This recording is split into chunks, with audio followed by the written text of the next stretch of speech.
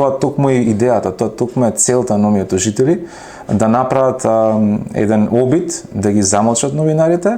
потоа да направат и втор обид, ако може да се обидат да ги дискредитираат пред јавноста, дека ете, тие навистина не биле во право, и третиот обид е да пратат порака кон сите останати, дека за одредени теми не треба да има интерес, бидејќи ако се интересирате, еве што може да ви се случи.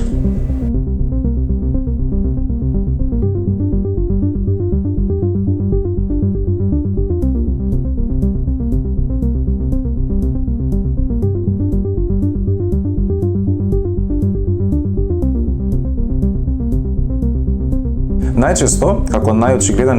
би рекол, показател, е кога има неравноправност помеѓу странките во одреден судски спор. Тоа што значи? Значи дека од една страна имаме силен политички моќник кој има неограничени ресурси, кој што може да праќа правни тимови на судски рочишта, а од друга страна имаме еден мал медиум кој што во себе има неколку вработени лица, пред се ентузијасти кои што работат во поглед на јавниот интерес. Ако станува збор за огромни парични побарувања или сериозни кривични дела кои што ги обвинува од страна на тужителот тужените дека може да се соочат со казни затвор, некако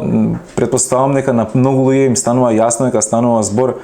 не за тужба во која што се бара правда, туку станува збор за тужба во која што се злоупотребува правниот систем со цел да се демотивираат едноставно да бидат критични и гласни одредени новинари и да се наметне само цензура за одредени теми кои што на неколку луѓе или на мала група на луѓе не им одговара, меѓутоа се од интерес на колективот и од интерес на целото општество.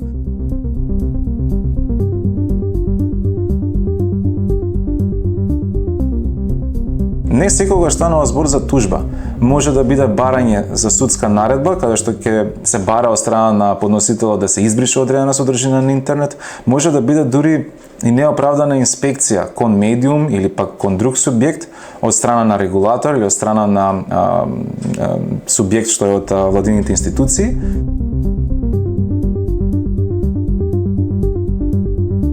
Оваа година започна за жал негативно, веќе имаме неколку, тековно ги разгледуваме и останатите, меѓутоа ако се земе во предвид дека сме мај, веќе имаме неколку регистрирано, за жал трендот не е позитивен за последната, односно за тековната година. Како тужители во последните години кон новинари, за жал се јавуваат и актуелни пратеници, се јавуваат и поранешни политичари што имале висока политичка функција во блиска иднина, или пак се јавуваат бизнисмени кои што имаат огромни ресурси и финансиски средства со цел да ги направат овие правни притисоци да им бидат лесни, меѓутоа многу потешки на тие што се од другата страна.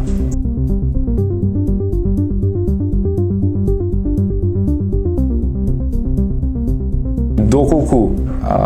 новиот состав на парламент или новата коалиција или новите, да речеме, избраници сакаат да демонстрираат грижа и воја за овие права внатре, меѓутоа и надвор како перцепција на оваа држава дека се следат истите,